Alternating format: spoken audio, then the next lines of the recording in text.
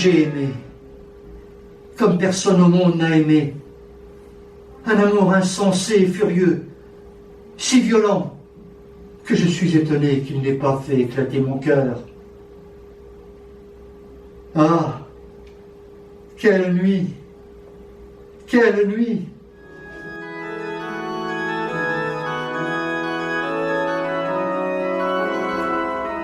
Que Job a raison, et que celui-là est imprudent qui ne conclut pas un pacte avec ses yeux. Je levai par hasard la tête que j'avais jusqu'alors tenue inclinée,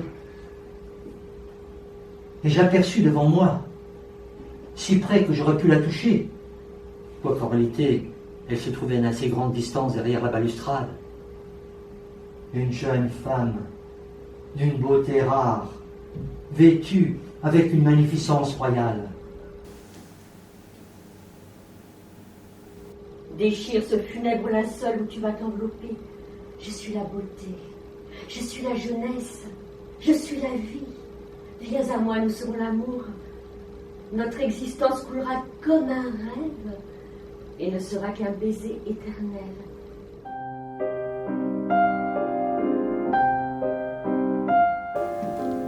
L'ombre d'un nuage couvrait entièrement la ville.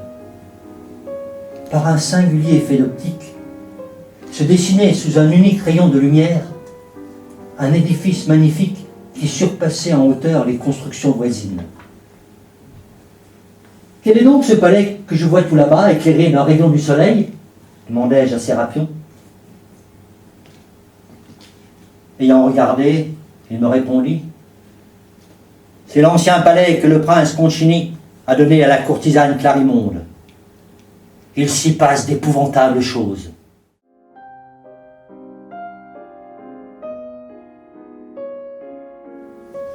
Un majordome, vêtu de velours noir, portant une chaîne d'or au col et une canne d'ivoire à la main, s'avança au-devant de moi. De grosses larmes coulaient sur ses joues. Trop tard, fit-il en hochant la tête. Trop tard, seigneur prêtre. Mais si vous n'avez pu sauver l'âme, venez veiller le pauvre corps. Il me prit par le bras et me conduisit à la salle funèbre. Je pleurais aussi fort que lui, car j'avais compris que la mort n'était autre que cette Clarimonde, tant et si follement aimée.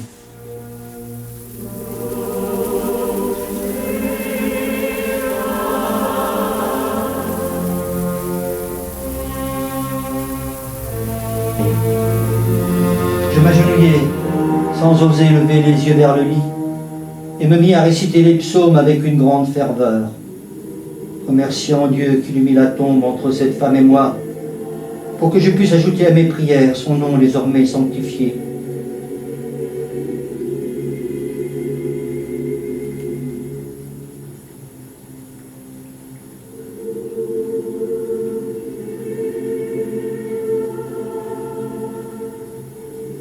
Mais bientôt cet élan se ralentit et je tombai en rêverie. Cette chambre n'avait rien d'une chambre de mort. Au lieu de l'air fétide et cadavéreux que j'étais accoutumé à respirer en ces veillées funèbres, je ne sais quelle langoureuse fumée d'essence orientale, quelle amoureuse odeur de femme nageait doucement dans l'air attiédi.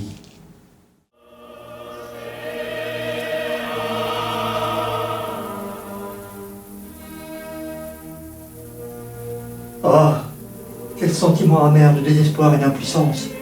J'aurais voulu pouvoir ramasser ma vie en un monceau et la lui donner, pour souffler sur sa dépouille glacée la flamme qui me dévorait.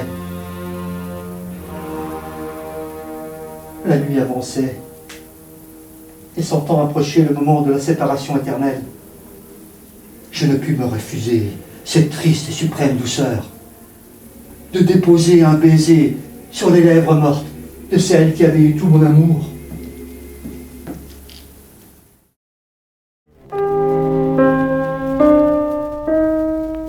Je me suis bien fait attendre, mon cher Romuald. Et tu as dû croire que je t'avais oublié, mais je viens de bien loin. D'un endroit d'où personne n'est encore revenu. Un endroit où il n'y a ni lune, ni soleil, ni chemin, ni sentier. Pourtant me voici, car l'amour est plus fort que la mort. Oh, malheureuse, malheureuse que je suis. Oh, je n'aurai jamais ton cœur à moi toute seule, moi que tu as ressuscité d'un baiser. Toutes ces paroles étaient entrecoupées de caresses délirantes qui étourdirent mes sens et ma raison, au point que je ne crépite point pour la consoler, de proférer un effroyable blasphème et de lui dire que je l'aimais autant que Dieu.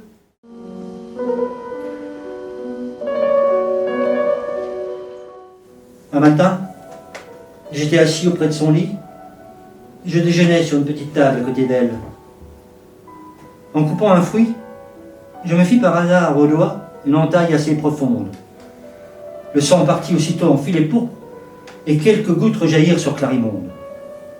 Ses yeux s'éclairèrent.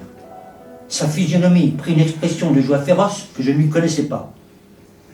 Elle sauta du lit avec une agilité de chat et se précipita sur ma blessure qu'elle se mit à sucer avec un air d'indicible volupté.